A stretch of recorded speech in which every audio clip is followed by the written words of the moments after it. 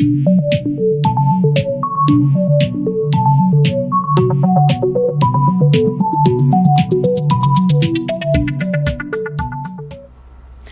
everyone, I hope you're doing well. I have a very special guest with me, Yoni Assia, who's the founder and CEO of eToro. Yoni, it's a pleasure to have you. It's a pleasure being here. Yoni, I'm very excited to talk to you. I've seen all the great things eToro has been doing over the years, and I've spoken to some folks who in the past worked with eToro, and we're going to get to a lot of different things, but I want to start with your background. I want to know more about you. Where are you from? Where did you grow up? And, what did you do before eToro?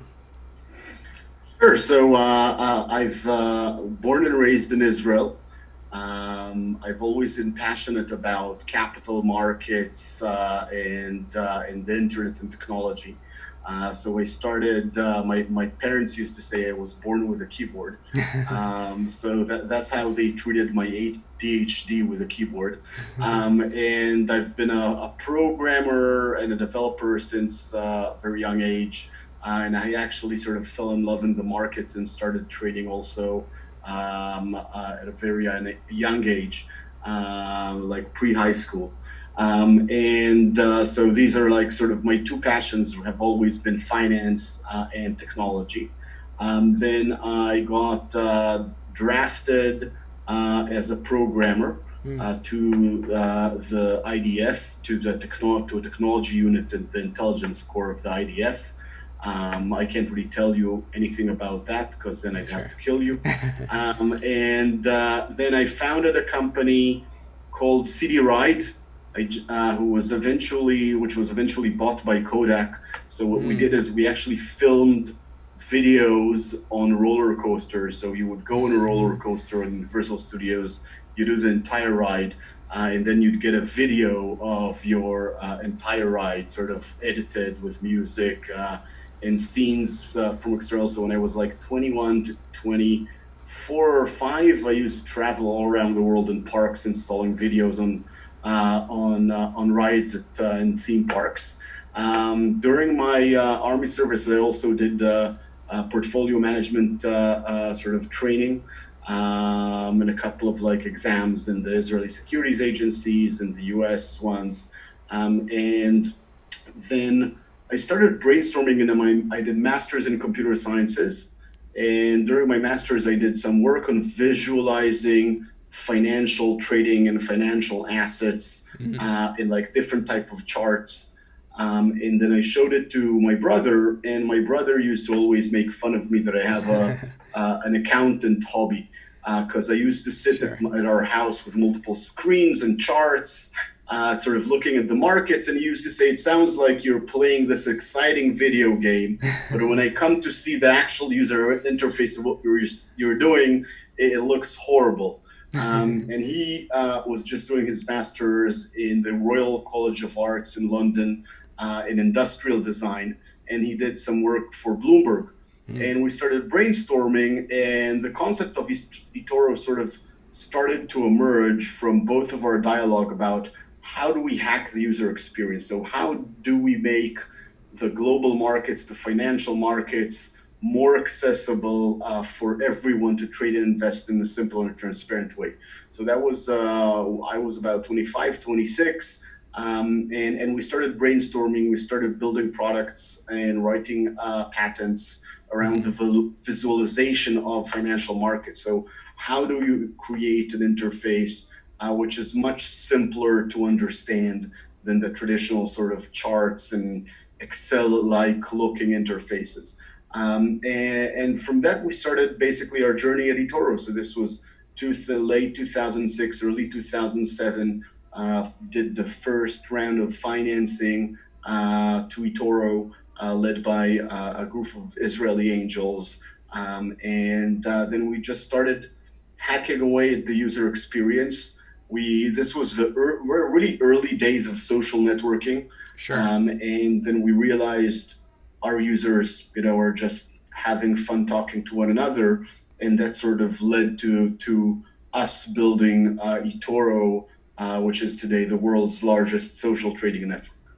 That's an amazing story, and the fact that you're doing it with your brother, and your passions have kind of led to this, and it's, I'm sure those things you've learned over the years are now being put into good use in building your company out.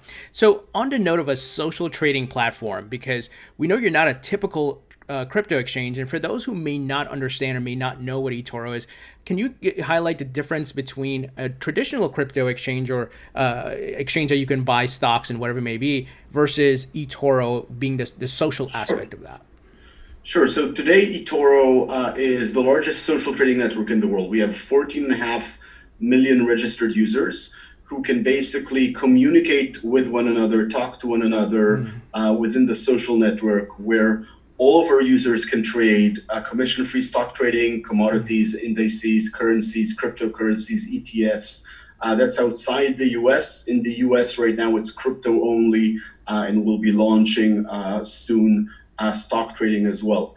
And the unique part of eToro is users can actually see what everybody's trading. So you can actually look at someone's profile, see their track record, see what they're trading, see their historical trades, their month-to-month performance. So you get to see basically a track record of hundreds of thousands of traders that are trading with their real money on the platform, and then you can follow and automatically copy them. So if you see a good trader basically generating consistent returns over a long period of time, you can simply say, okay, I'll deposit $1,000 on the eToro platform and I'll copy this trader, and that copies his entire portfolio with the same proportion into your account.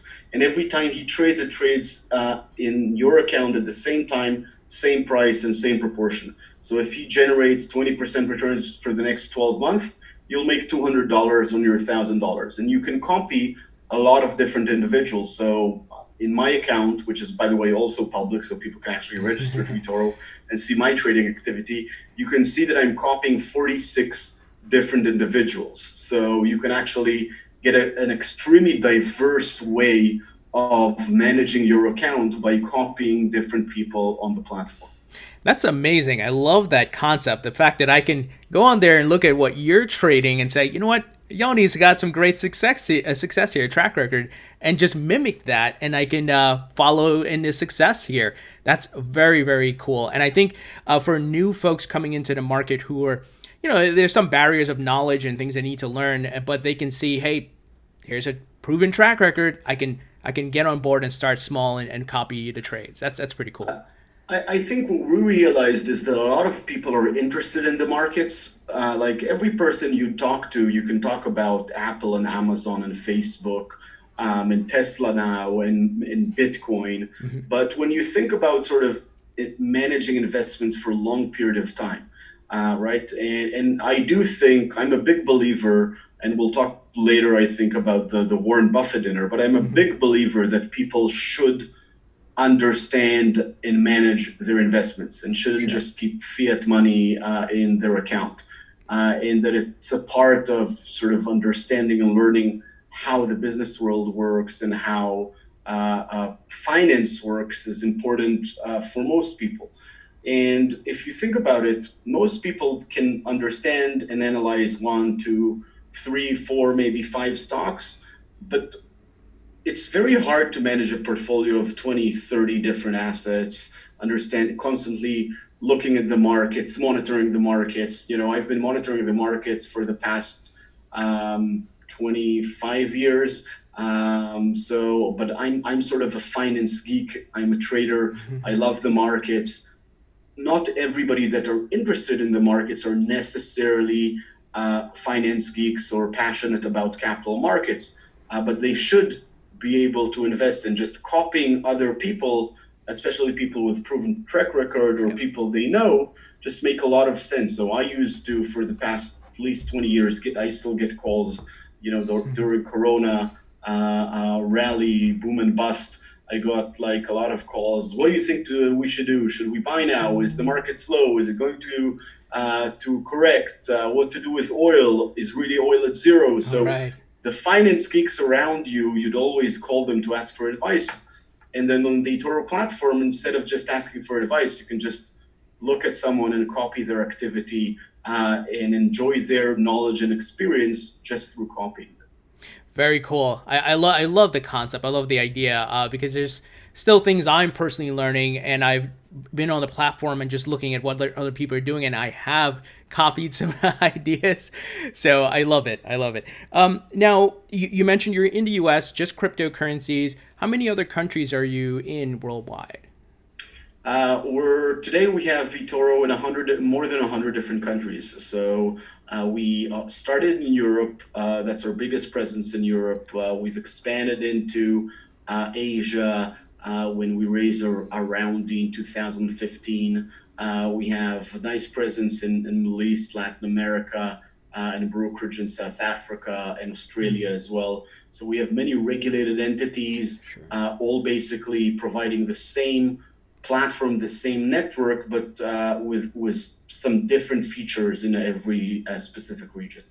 And I'm assuming you have all the top cryptos and digital assets, right? Maybe the top Yeah. 10, and you plan to continue to add more. Top 15, yeah. Yeah. So we invest quite a bit of due diligence in crypto assets. So we've been sort of through the boom and bust cycle of crypto. So we added Bitcoin. So we started trading Bitcoin in 2011. And we saw, all the big booms and busts. So we added Bitcoin trading to eToro back in 2014, just before Mount Gox happened. So it was interesting to see the drop from I think $1,200 to $200, and then we were I think the first broker in Europe, and in some cases the only broker in many countries to then offer Ethereum and XRP. And adding more and more cryptocurrencies into eToro during 2017 crypto rally. But we've also been somewhat cautious in adding too many crypto assets. So we're trying to make sure that the crypto assets on eToro are sort of the large cap crypto assets over $1 billion market cap, have significant liquidity Sure. in numerous exchanges, that we understand the tech behind those crypto assets and due diligence the tech and ran a node.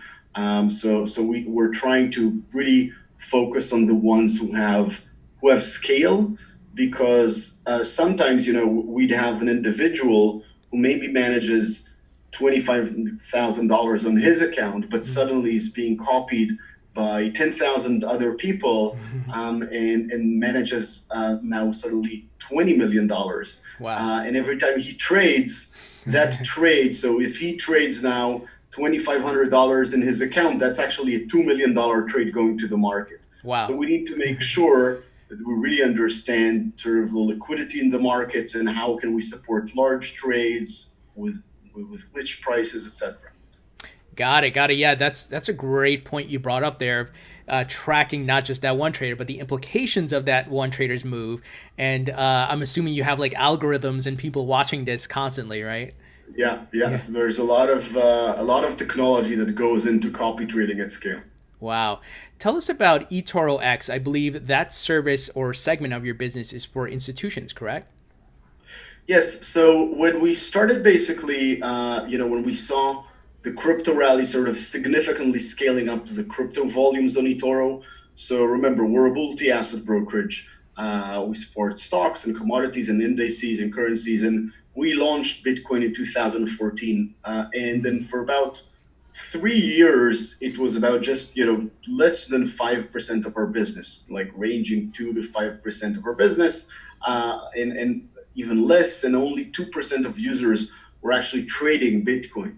And then in 2017, when the crypto rally started and Bitcoin went up to $20,000 and Ethereum up to $1,400 and XRP to $3, we just saw a huge amount of demand and new clients coming in to trade cryptocurrencies. And we used to connect to all of the different exchanges. So we're a brokerage platform. So you come to eToro, you deposit funds, with a credit card or PayPal or an ACH in the US, and you deposit $5,000 and you click, I want to buy Bitcoin, and on the back end, we back then connected to a lot of the various exchanges.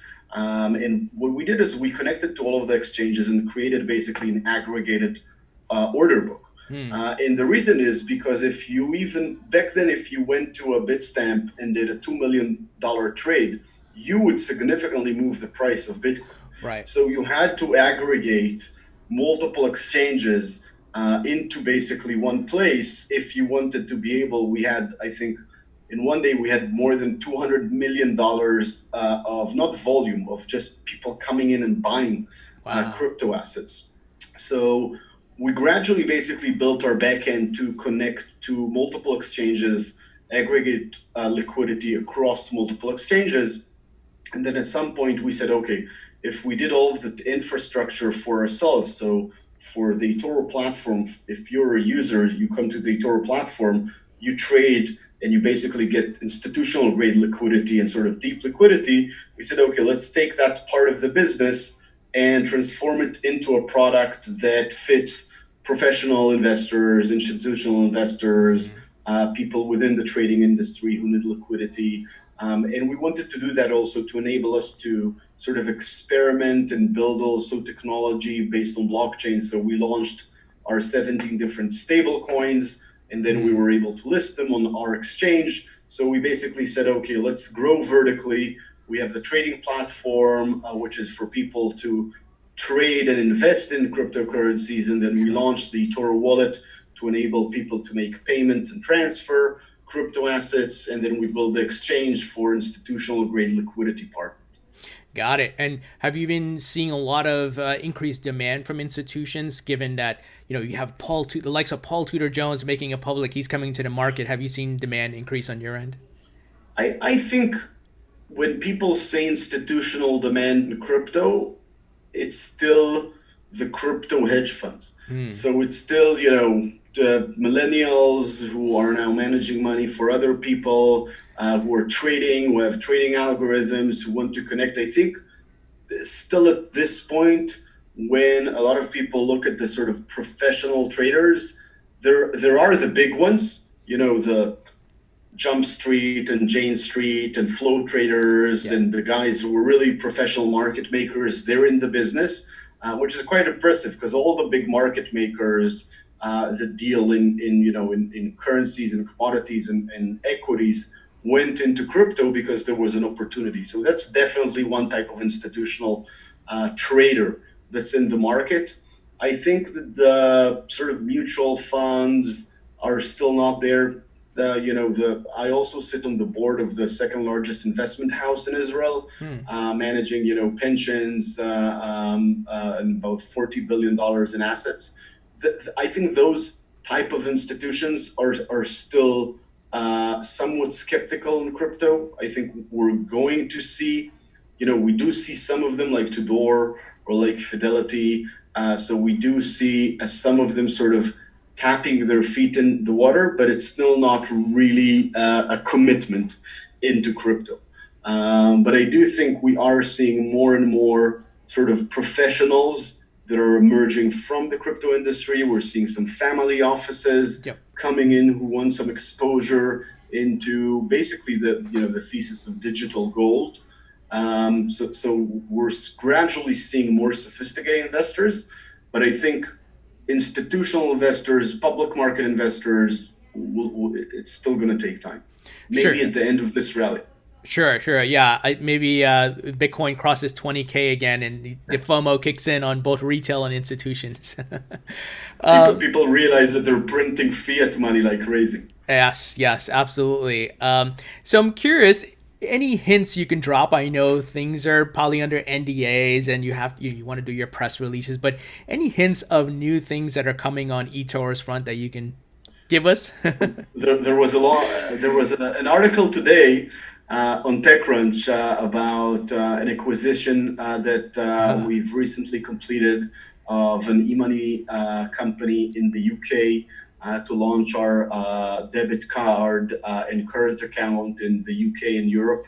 So we're basically expanding the eToro wallet product and transforming it into eToro money to enable people basically to have sort of e-money account.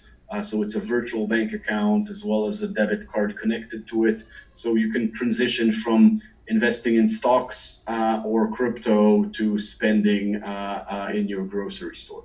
So Wow. that's one big thing that we're working on. And we're constantly expanding. I mean, every single week we're launching new features into the platform.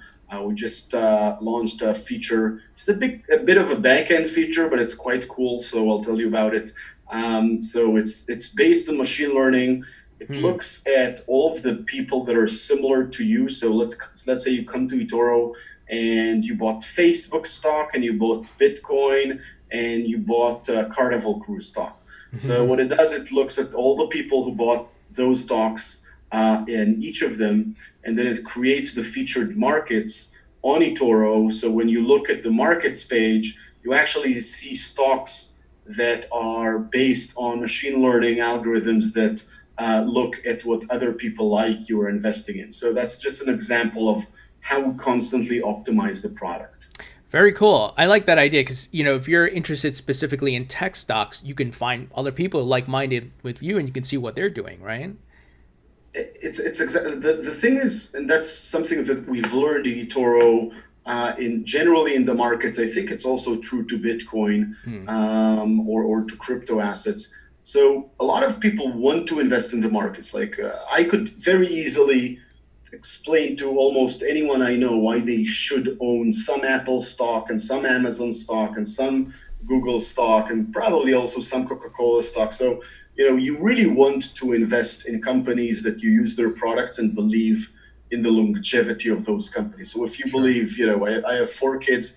If I think all my kids are going to drink Coca-Cola, which I do because they constantly try to steal my Coke away, then that means that Coke's revenues are going to increase as much as the population increases, unless Sure. something significantly changes, right?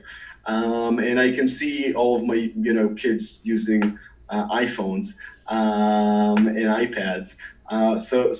That's a lot of times how I analyze, which are great companies to hold. But what we did realize is that people really need that walkthrough. They need somebody to show to them what they're doing. So for me, again, I'm a finance geek. I look at the markets. I probably know, hundreds of stocks by name and understand what they're doing and their businesses. But for most people, they maybe know the, big five, big 10, big 20. The same in crypto. They'll know about Bitcoin. They'll know less about Ethereum and XRP. So the whole concept of the social network is to enable people to see what other people are doing, to talk to them, to copy them entirely or just copy ideas from them into your account. And now we're starting to use more machine learning to sort of personalize that. So we know more about you. We can actually connect you with people who are more similar minded like you, or to assets that we think are relevant to what you would want to invest in.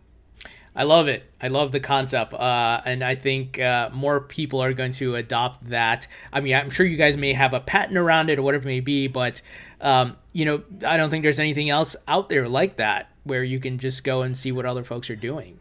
That's pretty It's cool. we're definitely the category leader. We've seen a lot of companies sort of try to adopt the model, but I think it's really what's unique about eToro.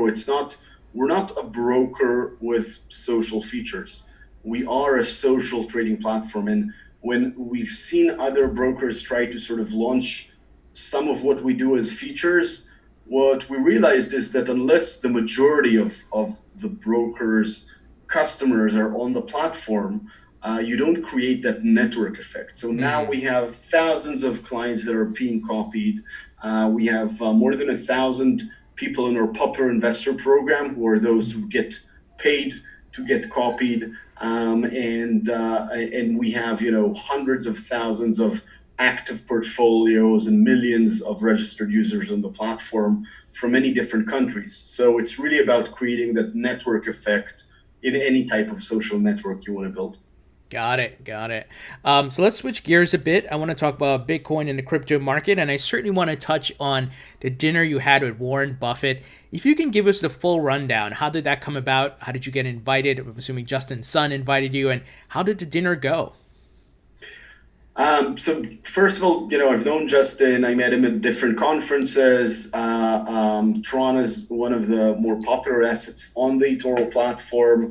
So we were in touch with sort of the Tron Foundation and Justin along the years. And then obviously, as everybody in crypto was following this, we've learned about Justin's a great contribution and donation that led obviously to the dinner.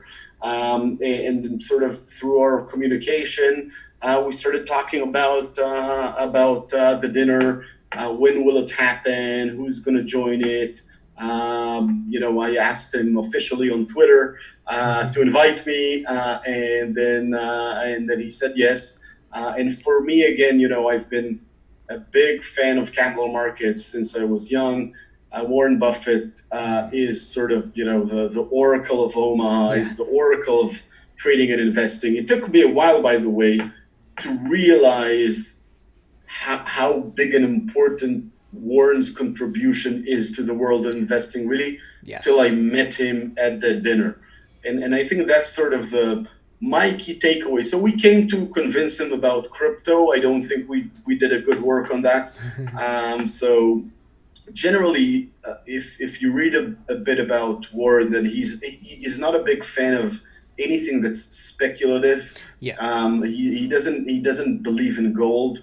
He has this famous saying that you take all the gold in the world and you stick it. It's roughly a football stadium sized gold, but within the same amount of money, you can actually buy Apple, Google, Amazon, and Facebook all together, right? So, and he said, so compare this. Here I bought, $4 trillion worth of gold. Here I bought these companies. Now let's take us to the future 10 years. In 10 years, these companies developed products, fed people, created, ecosystems, networks, products, cars, whatever, progressed into the future. They have hundreds of thousands of employees. And now look at the football stadium. It's still just one big chunk of gold. So that's his view. And I think his view about gold is somewhat similar to his view about Bitcoin. He's like, it's a speculative asset, and it's not generating any value, right, on its own. So I don't think he's also big about investing in fiat currencies, right? He thinks you need to invest in everything you do into stocks. And so I think I got more convinced that people should really invest in stocks at the dinner. And it's funny to convince me, because you don't really need to convince me, because that's my business. Sure. And what we've been building in eToro for the past 13 years. But rather than us sort of convincing him that crypto makes sense, or Bitcoin makes sense. But I do think, he listened. So one of the things that was, I think, interesting, like he said, a lot of people believe in blockchain. So he does understand blockchain. He understands the technology behind blockchain. He understands the importance. He said, I have many companies working on blockchain technology. I understand the value of the technology, but it's not there yet. And I think he's generally right. So he does have access to talk to a lot of very, very smart people. But then he also said, and I don't know a lot of smart people that think that Bitcoin is a great investment. And then, I corrected him to say, hey, now at least 5 people who think smart people who think Bitcoin is a great investment. But I think for me, what was interesting is he was very clear about, capital markets work, right? So he believes capital markets work, that investing in stocks is easy and simple. And you just need to learn what companies do, which companies you believe in, understand their financials, and invest them in them for a long period of time. And I think now we're sort of seeing through COVID and everything happening in the first 6 months of this year, which is crazy. It's like this first 6 months of 2020 is like 3 years in regular terms. Yeah. So a lot of the retail brokers, including ourselves, have seen a huge spike in customer interest in stocks. We're seeing, both Bitcoin and Nasdaq at 11,000 now. So I always joke. I think it was Web Summit 2016. I said Bitcoin and Nasdaq are on a race to 10,000. And now we're seeing, they're both on this race. Bitcoin just, surpassed them. So I always look at Bitcoin and Nasdaq, and then Apple stock and Ethereum. They're still always sort of close in price. Very interesting. I was just going to say, very interesting, the correlation. And some folks are kind of getting a bit worried because it seemed like Bitcoin had its own trajectory, but it's kind of a double-edged sword with these bigger players getting in, like the hedge funds, which may cash out some Bitcoin and crypto where you have a good position in to make up for the losses in other markets. I think that's exactly what we've seen in March, right? So if you think about, the entire macro story of Bitcoin, in my view, it's a hedge against government. First of all, fiat currency is really the worst investment you can make, especially if you have negative interest rate. So, but it's the default one because cash is king, right? And when you say money, do you have money? People think about currency, fiat currency. But across time, fiat currency, by definition, is devaluing in value, right? It's an inflationary asset. Governments now are printing it in unprecedented amounts. But everywhere, fiat has always been devaluing. So the purchasing power of $1 10 years ago is higher than today. And 50 years ago is much, much higher, right? That's almost the definition of Keynesian economics, is what governments do. They lower the value of money.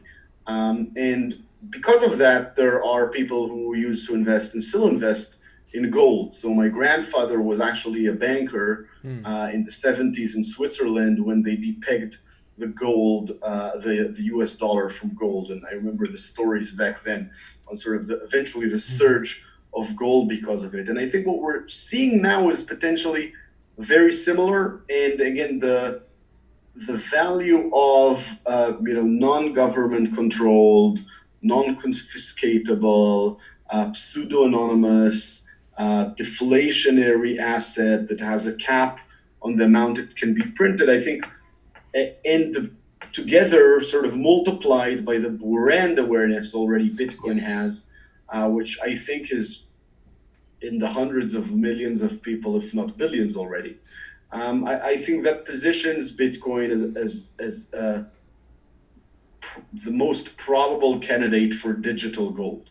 And we are going to see, unfortunately, because of everything we're seeing now in the world, because of COVID, we are going to see more countries devalue their currency sooner rather than later.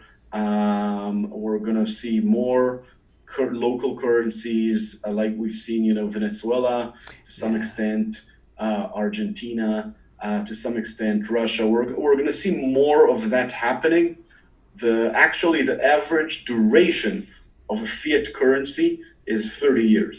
So if you hold now almost any type of fiat currency, remember the average duration within 30 years, it's going to get to zero, right? So obviously that's an average duration of the 190 currencies there are. So duration of the longest living fiat currency is the pound. I think it's 318 years old.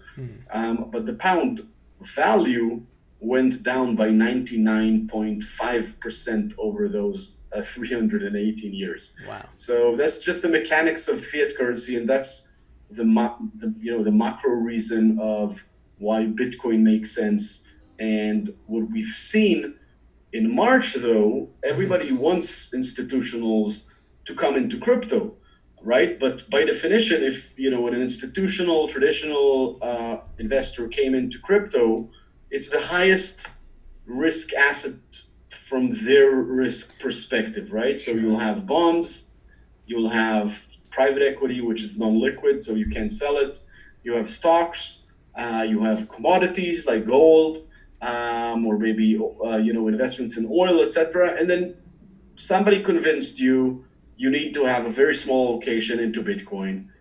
It did well, but suddenly now everything is crashing, and you need to sell all your risk assets. So if when people sell the risk assets, Bitcoin for the traditional world, for institutional investors, is still considered a risky asset. It's not it's a safe haven for us crypto zealots, for people who believe in the macro theme of Bitcoin. We buy it as a potential safe haven to when really shit hits the fan. Yeah. But when an institutional client is buying it, they're buying it out of potential speculation because someone like us convinced them that it makes sense. So they sell it the first thing that the markets drop. I think now things are turning a bit because since March, since the drop in March, I think the narrative around governments printing unprecedented amounts of money and the printing machine goes brawl are just, everybody's talking about it. Everybody understands there's inflationary pressures. Currency wars have been converted into stock wars. So both China is pumping the Chinese markets, US are pumping the US markets, Europeans, ECB is trying to pump their markets. They have a bit of less firepower than the US and China. But I think the big sort of players, on a government level, are really trying to keep the markets up. And that basically means that what used to be called currency wars are now being translated into stock wars.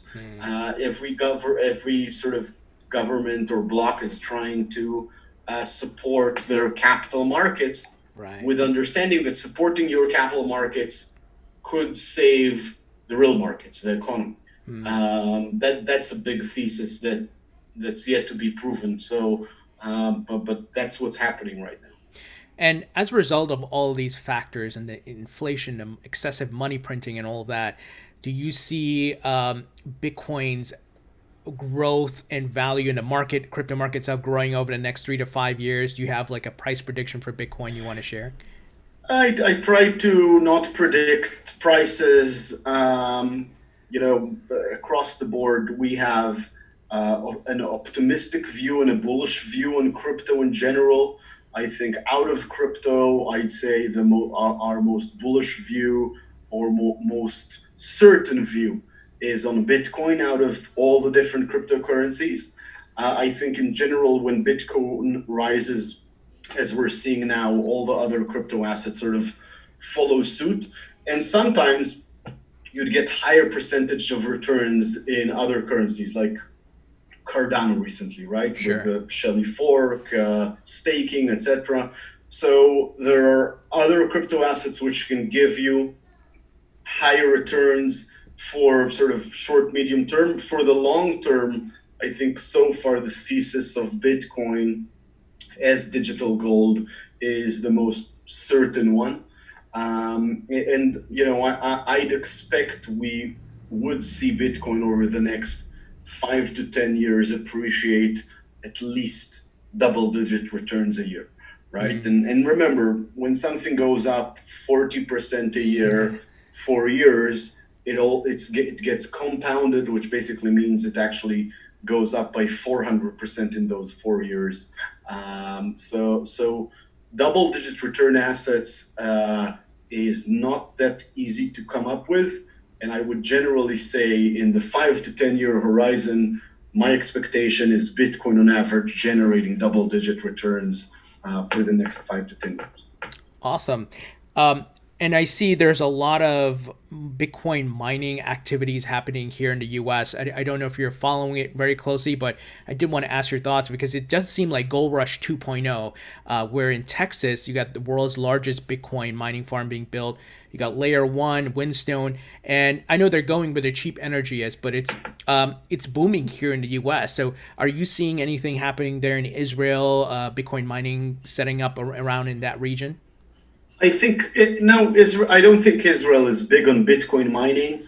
There are some technology companies here providing services for miners, Mm, but generally, electricity in Israel is not very cheap. mm, So I think there's a sort of a competition on really where can you get the cheapest prices. And traditionally, it was China, but there was a bit of a crackdown on Chinese miners. Then we saw Canada emerging significantly. It's also efficient to mine where it's cold. sure. And we are, I think, seeing somewhat a push now within the US to build mining farms. I think Bitcoin mining is a very interesting sort of game theory meets economics Mhm. meets cryptocurrency. So it's really about getting the chips, the most efficient mining chips, the lowest cost of electricity, and speculating or investing long term on the prices of Bitcoin. Got it. And what are your thoughts on Ethereum and the DeFi movement? Do you see the decentralized finance market growing over the years too? So I'm a very big fan of tokenization and smart contracts. So we started building a decentralized exchange in eToro in 2012. We've built a protocol called Colored Coins. We actually wrote the white paper together with Vitalik. So Oh he actually wow. came to Israel to write the white paper, Colored Coins. The concept was let's build tokenization protocol on top of the Bitcoin protocol. Uh, And then we actually built a decentralized exchange where you can create atomic transactions to transact between a USD token and a Euro token on top of Bitcoin. So I'm hmm. a very big believer in the potential of blockchain technology to create both tokenization, to tokenize real world assets alongside virtual assets, which is why we also have built our own 17 different stable coins. And I'm a very big believer in smart contracts Hmm. replacing financial contracts. So when you think about, we're a financial institutions, we did $600 billion in trading volume this year. And when you are building a financial institutions or a fintech company now, you find out that everything is based on legal contracts, very complicated legal contracts, whether it's prime brokers and ISDAs, but everything is always like one single entity, like eToro, and then we have an agreement with this bank and this exchange and this liquidity provider. But it's very hard to do multi-party agreements, right? Hmm. So if you need to do multi-party agreements, suddenly you need to have a prime broker in Yeah. between, and then settlement and clearing is super complicated, especially in assets which are not fiat. But even in fiat, settlement still takes 2-3 days. By the way, Yeah. if you want to try to transfer bonds or stocks between different financial institutions, that's a nightmare. So the entire ecosystem from a computer science point of view is completely broken. Like Yeah. the entire financial services industry, really technology from the 80s and 90s, in terms of clearing, settlement, efficiency, cross-border. And I think blockchain and smart contracts have the potential of really creating a paradigm shift within this entire industry to enable real-time 24/7 clearing and settlement. And then smart contracts, it's about creating multi-party financial transactions, complex financial transactions in code. Right. And that's something that really is, it's almost impossible today. So if you have Yes. four different parties want to do like an if this then that sort of combination of I want to buy gold, but if gold is Sure. here, then I want to buy euro from this party, and that party says so. Everything has to be sort of monolithic today. There are options, there are swaps, but it's always one party versus another one, and they have to securitize it or create a structure for it. I think smart contracts has an amazing opportunity to codify the entire sort of financial services space. Does that mean it's decentralized? It's not exactly decentralized. It's about a lot of different partners, entities, collaborators being able to transact with one another through a non-centralized entity. But does it mean there is no centralized risk? So is the term decentralized finance necessarily accurate? I don't think so. A lot of people are thinking about decentralized like Bitcoin. It's something very different. It's building, multi-party, trustless systems. Sure. Can it scale from where it is today? I think today it's a lot about, there are a lot of very cool things happening in DeFi. I think it shows the potential of basically, interest generative smart contracts that basically generate opportunities, especially now with a zero interest rate around the world. So I think there's a lot of opportunities, but I think it'll take time for the market as an entire market to mature. Got it. So to your point, not fully decentralized, some layer of decentralization, but it's essentially finance 2.0, making things more efficient. Yeah. Okay. Exactly. Got it. Of course, the XRP community wanted me to ask, what are your thoughts on XRP and what Ripple is trying to achieve with ODL and instant settlements, cross-border payments, those type of things? I think Ripple as a company is doing something great. They're trying to replace basically SWIFT. Yep. Does it make sense to replace SWIFT? Yes, it takes 2 to 3 days to transfer money overseas. That doesn't make a lot of sense. So is there an opportunity to replace SWIFT and create better, faster settlement system for fiat money? Definitely.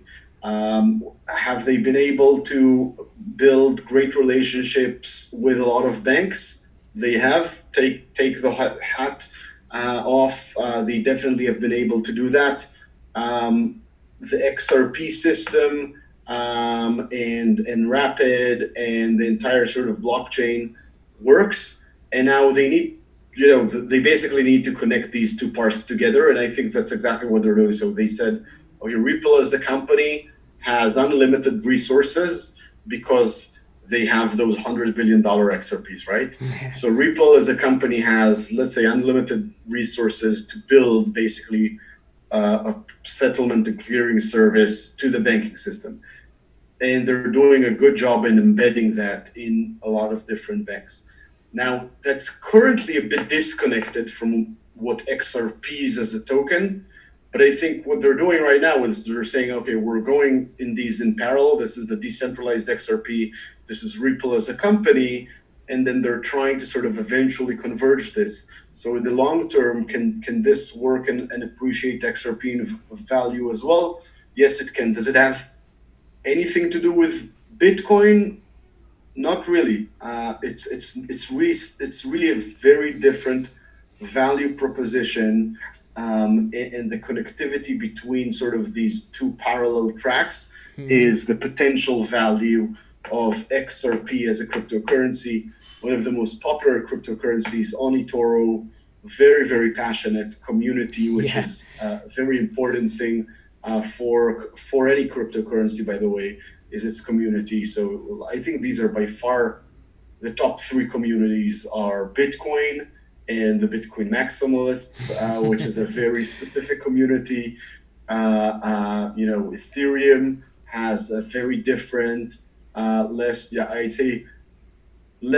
cyberpunky, more technology-oriented, very sort of visionary code purism around code and the importance of decentralization and within the systems, but a very different view of what decentralized mean than Bitcoin, right? So very different views. Yes. Much more smart contract focused, much more DeFi focused in ETH. And then you have XRP, which is really about, replacing SWIFT. And then if Ripple are able to replace SWIFT, how much are the XRP holders going to benefit from that? And I think that's a very different value proposition. And I can by the way, I can probably go on and on each of the cryptocurrency on eToro, sort of explaining what's the difference between those and the others. But definitely, replacing fiat settlement, whether it's XRP, whether it's Stellar, smart contracts, whether it's Ethereum, which is sort of the pure part of it, or Tron, which is the marketing part of it, or Cardano, which is rising in popularity right now because of, I'd say, generally the academic sort of sense to it and sort of expertise into it. So each has their own flavor. Sure. And I'm still very much, I'm relatively bullish on a lot of the different cryptos, but by far weighted towards Bitcoin. Got it. So 2 more questions. We'll wrap it up. What are your thoughts on the recent U.S. regulations that came out last week that banks can custody crypto? How significant do you think that is? I think it's very significant. I think a lot of people were very much concerned and still are concerned in a lot of different countries on the legality of Bitcoin. So a lot of people, when they're thinking about Bitcoin, so when you talk to institutional players, banks, etc., the first thing that comes to mind is, wait, what are the regulations? Is it legal? Do I even want to hold Bitcoin? What are the risks of me holding Bitcoin? What are the risks of me buying Bitcoin from a third party? And I think regulation eventually protects those in the business of financial services and enables them to understand what they can and cannot do. It's very different than regulation protecting consumers, right? So you as a consumer, you can decide I want to buy Bitcoin. You don't have necessarily regulatory risk associated with it. You have financial risk associated with it. Right. So regulators are trying to protect consumers from investing in things that they can lose all of their funds with. They're protecting businesses by creating clear do's and don'ts. And therefore, the message last week was banks can custody crypto. Banks will be able to offer crypto assets.